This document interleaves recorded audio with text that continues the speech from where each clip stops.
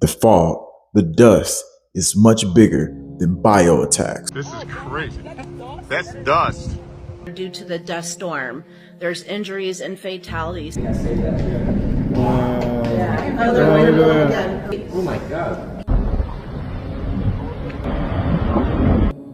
I've caught the government doing something strange, and each and every last one of you need to listen to me. This is emergency operational plans. First, in Chicago, a local said that things are getting weird and people are dying left and right. In Illinois, and then somebody else in Atlanta, GA, said my friend died after 52 days hospital flu-like symptoms. He worked in the fog for its entirety. His blood quit making blood. He had plasma treatments. He had a stroke and a heart attack, dementia type symptoms. And guess what the crazy part about this is? He was only 32 years old and healthy. Now we have to investigate what happened to people after this fog and dust storm. Something top secret was documented by Manieka Lady Maturity. She documented every day of the dust storm coming to Chicago, and she saw something highly strange. So here's the video that I promised with the military flying over the water, hovering. And there are pictures that we have with what appears to be a submarine in the lake. So now that we having these occurrences that what we call natural occurrences that seems unnatural, like a dust storm coming from Lake Michigan. So this happened after the fact that they had a dust storm. And what were they looking for is the big question, because from her documented videos, you can see that the dust storm came over the ocean from Lake Michigan. And the question is, were they trying to cover something up with something in the water there and they started a dust storm to stop visibility? Or is it something else more sinister? 9 days officially before all of this, something strange happened with the CDC. They have a special unit called the Intelligence Epidemic Services. And officially, on May 7th, they were exempted from the administration's hiring freeze.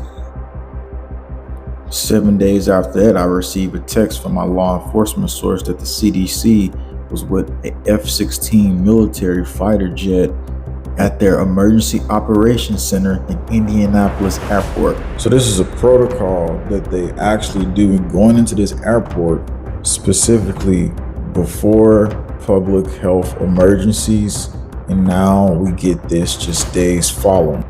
Anyone else got the dust storm cold? I'm on day 3 of this weird cold thing that came after the dust storm, and I know I feel like I sound crazy saying that, but I have been coughing so bad. I swear I feel like I pulled something in my ribcage, and I'm not the only one. I know several people that have gotten this weird cough, and I'm like, maybe it's allergies. I'm gonna be honest, I got some stomach issues. It's a whole thing that is not fun. So is there anybody out there that went through the dust storm and got this weird cold thing? Comes with a little bit of a fever, crazy coughing. And there's 2 other weird things happening as the fog rolls through. It is time that we change that equation and start doubling down on the protection of the homeland. Golden Dome is a bold and aggressive approach to hurry up and protect the homeland from our adversaries. So one of my military viewers came on the channel a while ago talking about a space fence, and he said that they would put this over United States of America, but not just United States, the world. This seems like a smaller form of that. In the future, I'm gonna get them to come back on. Back to the 2 weird things that's happening though while the fog rolling in. 1, kapoof. You'll see what I'm talking about a little bit later. But 2, totally different scenario, and my viewer has firsthand knowledge of this. I want to shoot this out to my homie Steven over at JW workout channel. Me and my baby boy, we took off, and that cat been driving with me all around the country everywhere for some years now. I've been doing this type of work for like 5 years. When I left Washington, my cat was fine. I was fine. We don't get sick, we don't take shots. I noticed a lot of fog when I got out of, say, Washington. After passing through all that fog, my cat got so sick. I went to work one morning, and I got back from work for the second day. I just ran around picking up my cat's drinking fountains and all his food and everything he liked. And my poor boy, he couldn't even walk to the fountain. It broke my fucking heart, honestly. And it came out of nowhere. I don't know, it let out a horrible wallow that night. I grabbed my baby boy, I put him next to me, I slept with him. I woke up like 2 hours later, he was gone. I remember I took him to a cremation place. I had him cremated. What I noticed was there was a lot of people. I'm talking about a lot of people who had lost animals that week.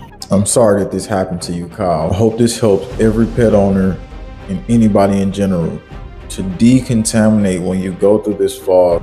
So to figure out what they could be putting in the fog, a little bit more than biological, what is it specifically doing inside the body of animals and humans that could accelerate a sudden situation. A doctor at a hospice comes out and tells us a little bit more about that. Hi, I'm Dr. Faith Banks, Pet Hospice Vet. At the Animal Health Laboratory at the University of Guelph in Canada, they did a study and they looked at sudden death in pets. So these are not pets that were dying of old age. Pet was fine one day and dead the next, or even an hour later, they were dead. So they looked at a number of dogs that had been brought in for postmortems, and they found that the number one reason of sudden death in dogs was because of unknown cancer. Quite often, these dogs bled internally, and that caused them to die. Heart issues or heart disease and lung disease were next in line as the reasons for sudden death in dogs. In cats, it was a little bit different. Cancer was actually at the bottom of the list for cats, and heart disease was at the top of the list for the number one reason for a cat to pass suddenly. And then what's happening next? Poof. People are being reported to just not be around after walking into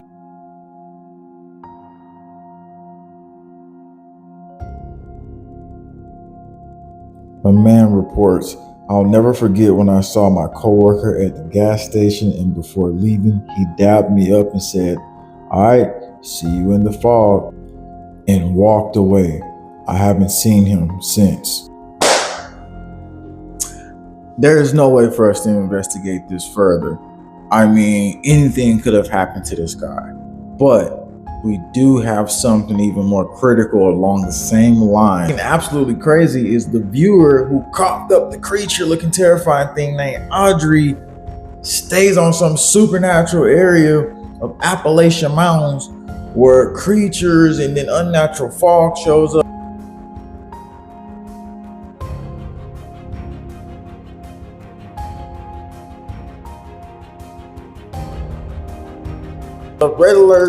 Red alert, jingle bells, wake up. I would have been out of there already. Her property is in the Appalachian Mountains where unnatural fog has been reported for years. James Holbrook, there is a story of a ranger who was a veteran in survival training and tactics, knew his way around, and has 6 years experience in the Appalachian Mountains where my viewer lives. He ended up saying that the weather was totally fine one day. Then he gets ready to go out and says that there is an unusual fog that came out of nowhere. And he said it looked like it had fingers. And then when they went to go and do a search for him on his last transmission, he stated on the table, "The fog is not the fog." And they said his keys, his wallet, and watch was assembled in a perfect triangle. And they never found this dude again. A military project activates fogmen, a secret site that's more classified than Area 51. Essentially, like they said, at the low frequency wave, demons interact with the low frequencies. These are classified as low frequencies. They could use these things through fog. They summon these things through the low frequency waves. So they already exist. They're already spirits. They're just being called in at a certain specific time. When they hit the monkeys with 12 hertz of frequency, they noticed an erratic behavior started happening of stimuli. But then afterwards, 30 to 60 seconds, they started calming down like they were under some type of control.